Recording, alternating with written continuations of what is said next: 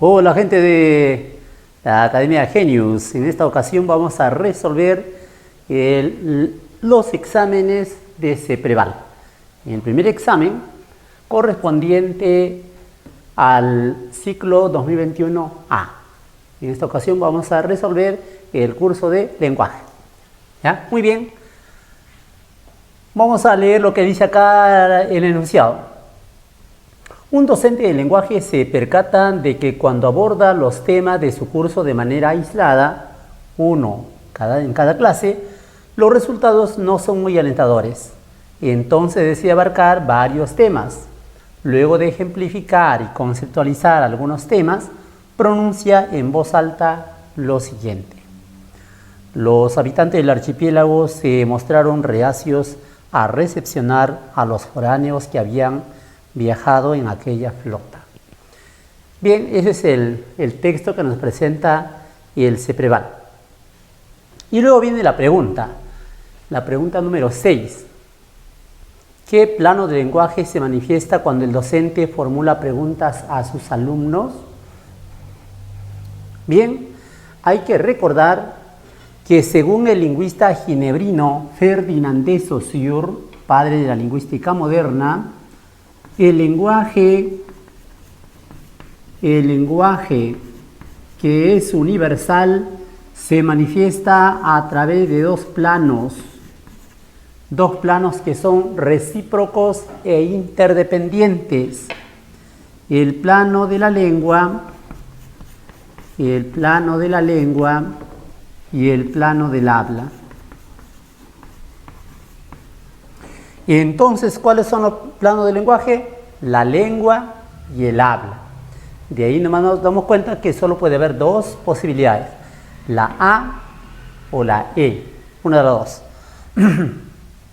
¿Qué diferencia entre lengua y habla? Una de las primeras diferencias que encontramos es que la lengua es de carácter social. La lengua es social porque es el patrimonio de la colectividad, de un conjunto de personas. Ese conjunto de personas que hablan una misma lengua forman una comunidad lingüística. De hecho, hay algunas comunidades lingüísticas que son más amplias que otras, toda vez que hay lenguas en proceso de extinción, sobre todo en la región amazónica de nuestro Perú. Entonces, de todas maneras, la lengua es social, además, porque ningún individuo puede conocer toda su lengua. Ninguno de nosotros conoce completamente el español. Y entonces por eso la esencia del lenguaje es su carácter social. En oposición a ello, el habla es personal, individual. La manera como cada persona utiliza la lengua que conoce de acuerdo con su edad, su sexo, su nivel cultural, en fin. Entonces es personal. La lengua también es abstracta. Es decir, la gramática de la lengua está en la mente de las personas. Se comprueba de que la lengua es abstracta cuando recitamos de memoria un poema, cuando practicamos una lectura silenciosa o simplemente cuando estamos pensando, empleamos la lengua. Entonces está en la mente de las personas. Por eso también lo mismo decir que es psíquica. Abstracta, psíquica, latente, es lo mismo. En cambio el habla es concreta, real, perceptible. Y cada vez que nosotros hablamos, interviene un conjunto de órganos de nuestro cuerpo, los órganos de fonación, órganos de articulación. Por esa razón decimos también que el habla es psicofísica, fisiológica.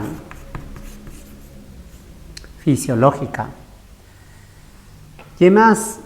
Otra diferencia que podemos mencionar acá es que la lengua es casi fija, en cambio el habla es variable. Otra diferencia, la lengua es teórica, en cambio el habla es práctica. Teórica porque la gramática de una lengua se puede estudiar, se puede analizar y establecer su regla de funcionamiento. En cambio el habla es práctica porque la manera más habitual, más eficaz de comunicarnos es hablando. Por esa razón. Bien, entonces acá releyendo este texto, el autor nos dice lo siguiente. Dice, luego de ejemplificar y conceptualizar algunos temas, pronuncia en voz alta, ahí está la clave, mira, pronuncia en voz alta la siguiente oración. Si pronuncia en voz alta significa que está materializando la lengua, y la materialización de la lengua es el habla. Por lo tanto, la clave de esta pregunta es el habla. Clave la A. ¿Ah? Muy bien. Veamos la siguiente pregunta. A ver, acá dice la 7. ¿Cuál es el fonema labiodental en la palabra que aparece subrayada? En la pregunta, la palabra que aparece subrayada era la palabra foráneos. La palabra foráneo. Acá, pronuncia. Foráneos. ¿Ya? Muy bien. Y nos dice acá cuál es el fonema labiodental. Sabemos que los fonemas se clasifican tomando en cuenta su punto de articulación, su modo de articulación y la acción de las cuerdas vocales. Cuando nos dice labiodental es el punto de articulación, o sea, qué órganos se juntan. Y acá hemos dibujado más o menos este fonema que nos está solicitando.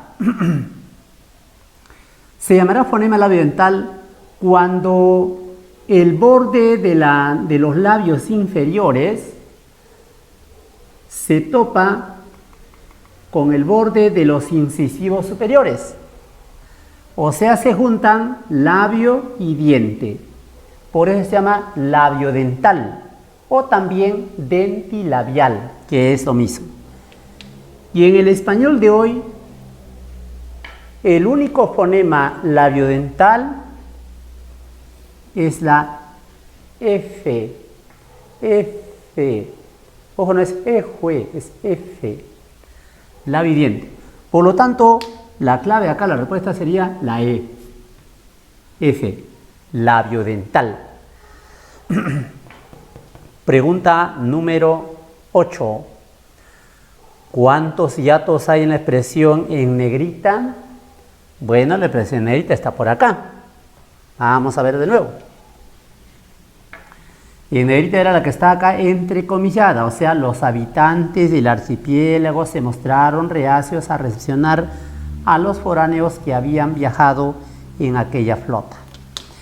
Bueno, el hiato, no nos olvidemos que es la secuencia de dos vocales que forman sílabas diferentes. Secuencia de vocales que forman sílabas diferentes. Por ejemplo, tenemos hiato simple cuando las vocales abiertas aparecen de manera contigua, estas se van a separar en sílabas diferentes. Otro caso de hiato se da cuando aparecen de manera secuencial una vocal abierta o seguida en una cerrada, no importa el orden, con la condición de que la cerrada tenga mayor intensidad. A ver, vamos a ver. A ver, dice acá. Los habitantes del archipiélago se mostraron reacios. Acá encontramos una vocal abierta, la E, con otra vocal abierta, la A. Y entonces ahí se ha formado, ¿qué cosa? Un hiato simple. ¿Ya? En recepcionar, acá hay diptongo, no pasa nada, nos pide hiato. A los foráneos. Foráneo, otra vez, vocal abierta con vocal abierta, la E con la O. ¿Qué forman?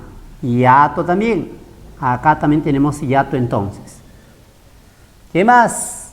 que habían vocal cerrada acentuada con vocal abierta forman hiato acentual. Entonces acá también los separamos. Ahí está. Listo, de esa manera hemos encontrado que el número de hiatos asciende a ¿cuánto? 1, 2, 3. 3.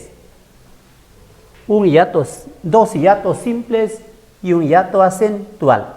Por lo tanto, la clave de esta pregunta sería la D. 3 hiatos. La pregunta 9 dice, identifica los nombres colectivos que hay en la expresión en negrita.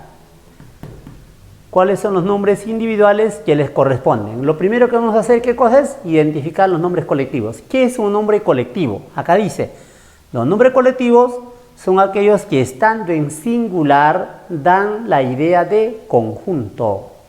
Por ejemplo, el conjunto de personas puede formar público, muchedumbre, gentío, caterva, conjunto de personas.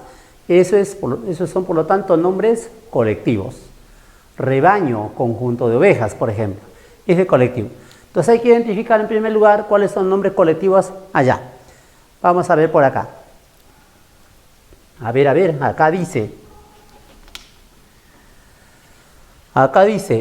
los habitantes del archipiélago. Ahí está el primer sustantivo colectivo, archipiélago.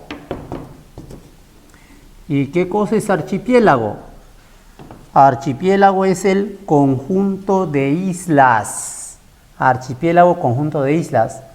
Se mostraron reacios a recepcionar a los foráneos que habían viajado en aquella flota. Flota, sustantivo también colectivo, conjunto de naves. Puede ser de embarcaciones, puede ser de vehículos en general. Entonces, en este caso, la respuesta sería isla, navío. Isla, navío. Clave, la C.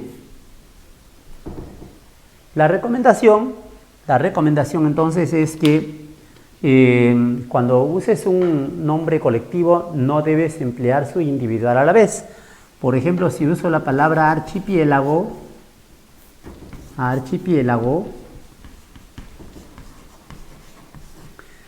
que significa conjunto de islas,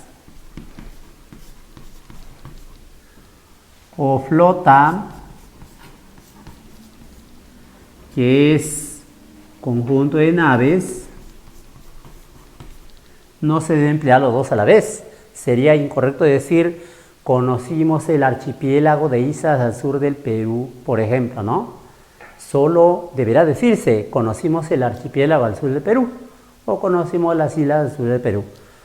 Igual acá, si usamos la palabra flota, debemos evitar el término naves, porque se entiende que flota es conjunto de naves, ¿correcto?